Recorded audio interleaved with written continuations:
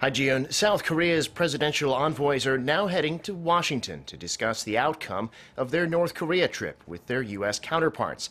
The meetings will be critical in the next phase of the latest detente with North Korea, that is, talks between Pyongyang and Washington. Our chief Blue House correspondent, Moon Connyoung, explains. 2 days after they returned from a historic trip to North Korea, South Korea's chief presidential envoys headed for the U.S. on Thursday to meet officials there and discuss the outcome of their meeting with North Korean leader Kim Jong-un earlier in the week. At this point, I cannot discuss any details of this trip, but the most urgent issue for us is to make sure the United States and North Korea will engage in talks. President Moon Jae-in's directors of National Security Office and National Intelligence Service are scheduled to meet with their U.S. counterparts over the next 2 days, and possibly even President Donald Trump. U.S. officials will be looking to see if the South Chung Eui-yong and Seo Hun reaffirm that the North Kim has promised to refrain from nuclear missile tests and to engage in negotiations on giving up its nuclear arsenal if its security is guaranteed.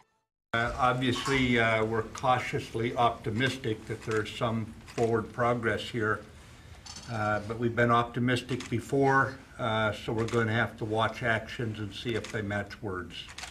That much was announced by the South Koreans upon return from their Pyongyang trip earlier in the week, but the South Korean leader's chief envoys have said they're carrying additional offers from North Korea's Kim Jong-un to pass on to U.S. President Donald Trump.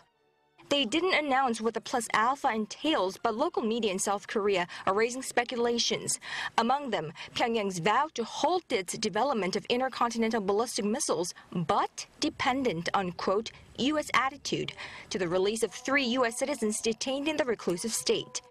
If Washington takes up on the offer, the American step likely will be to ask the North Koreans to directly reiterate that position, which could be done through a special envoy from North Korean leader Kim Jong-un.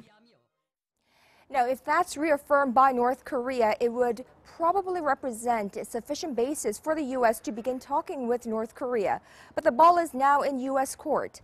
What's for sure is that the plus alpha that the South Korean delegation is carrying to pass over to Washington will serve as a make it or break it factor in what could potentially become a historic turning point. Moon Connyoung, Arirang News, the Blue House.